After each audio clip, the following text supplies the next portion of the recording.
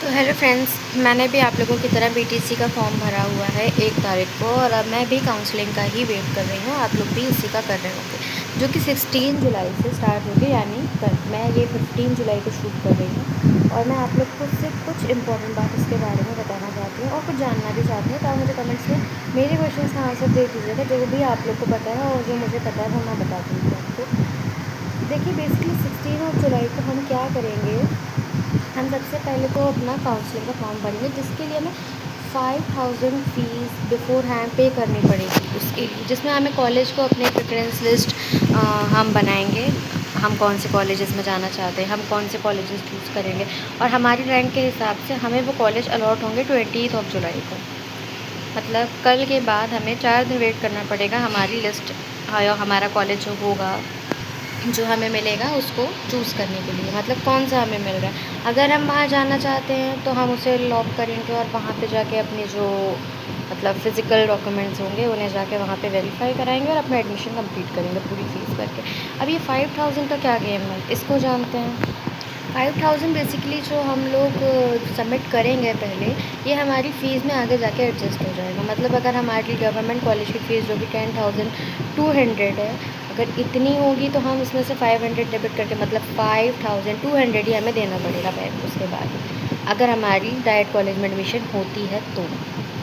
अगर नहीं होता है और प्राइवेट कॉलेज में आता है और हम प्राइवेट किसी वजह से नहीं कर पाते हैं, तो वो 5000 हमें चला जाएगा, क्योंकि हमें तो कॉलेज अलॉट हो गया था।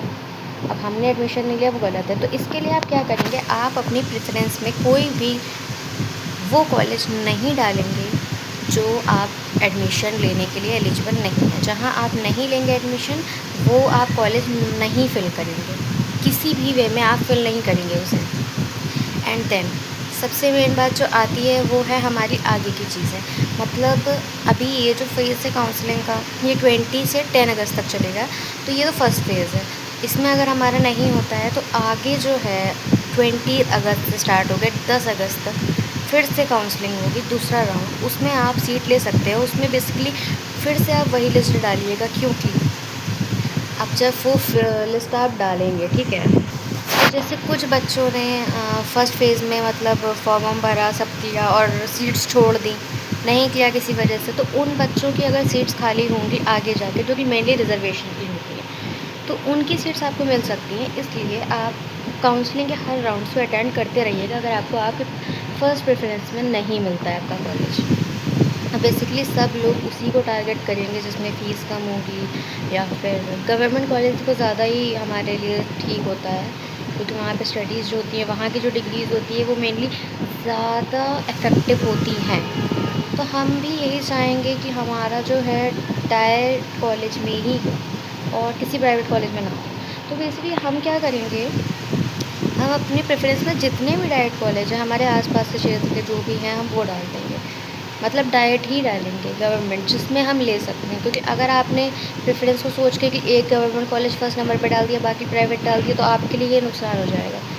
इसलिए हो जाएगा, अगर आपको नहीं मिला आपका डाइट कॉलेज एंड उसके बाद आपको कोई प्राइवेट मिल गया, आपकी 5000 फ़ीस वहीं घुस जाएगी, क्योंकि आप वहाँ एडमिशन लेंगे नहीं, तो वो प्रॉब्लम हो जाएगी आपके लिए बहुत ज़्यादा। तो आप कोई भी प्राइवेट कॉलेज मत करना, अगर आपको गवर्नमेंट ही चाहिए है, जो कि मैं यही करूँगी, क्योंकि मैं प्राइवेट कॉलेजेस पे बिलीव ही नहीं करती। ऐसा नहीं है कि मैं बिल्कुल बिलीव नहीं करती, क्योंकि मैंने पढ़ा नहीं है, क्योंकि मैंने अभी तक बीटीसी का कोर्स का कोई भी क्लास नहीं ली, मुझे नहीं पता कहाँ कैसी पढ़ाई होती है, मेरे लिए ये बिल्कुल न्यू है।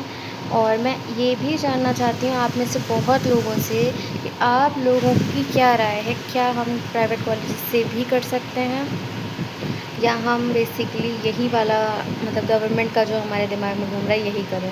क्योंकि मुझे तो नहीं लगता है कि कोर्स में कोई बदलाव आता है। मतलब होगी भी की जैसी पढ़ाई होगी वही, मुझे भी यही लग रहा है, बट बहुत श्योर नहीं होता है किसी भी चीज़ को लेके। क्योंकि मैंने देखा है गवर्नमेंट की जो सर्विसेज होती है फिर वो तो इफ़ेक्टिव होती है ना हमारी जॉब्स के लिए भी, आगे जो डिग्रीज़ हैं हमारी उनके लिए भी बहुत ज़्यादा इफ़ेक्टिव होंगी। अच्छा, बेसिकली मुझे बोलना नहीं आता बहुत ज़्यादा, क्योंकि मेरा फ़र्स्ट वीडियो है, मैं लॉन्ग वीडियो डालूँगी, ये मेरा फ़र्स्ट वीडियो होगा। एंड इफ़ मेरा एडमिशन हो जाता है तो मैं आगे पूरा कॉलेज का जो इंफ्रास्ट्रक्चर है और जो भी वहाँ पे होता है, कैसी क्लासेस होती, इन्हें अपने व्लॉग्स में शो करने की पूरी कोशिश करूँगी और आप लोगों को शो करूँगी कि कैसे क्लासेस होती हैं, क्या पढ़ाया जाता है फर्स्ट डे से एंड तक। मैं आपको एक-एक दिन दिखाऊँगी कि वहाँ पे क्या हुआ, टीचर्स ने कैसे बिहेव किया, या गवर्नमेंट कॉलेज की और प्राइवेट कॉलेजेस में क्या डिफ़रेंस होता है पढ़ाई में। क्योंकि मैंने अभी तो कोई कॉलेज में एडमिशन नहीं ले रखा है। मैंने बैचलर्स कंप्लीट किया है जिसके लिए एलिजिबिलिटी 50% होती है बीटीसी वालों के लिए। मेरा 70 से ऊपर है, तो मेरा ये तो बेसिक एलिजिबिलिटी तो मेरी क्लियर हो चुकी है। और ये हर लोग ध्यान रखना कि अगर आपका 50% से अबव नहीं है बैचलर्स में, तो शायद आपके लिए प्रॉब्लमेटिक हो सकता है कि आप बीटीसी में एडमिशन लें।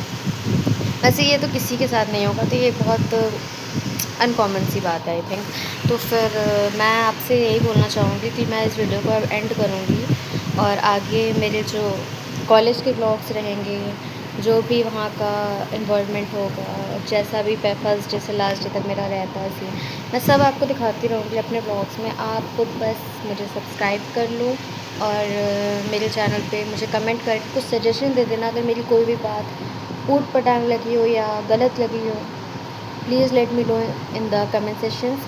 मैं वेट करूँगी आप सबका and hope you guys get the best college.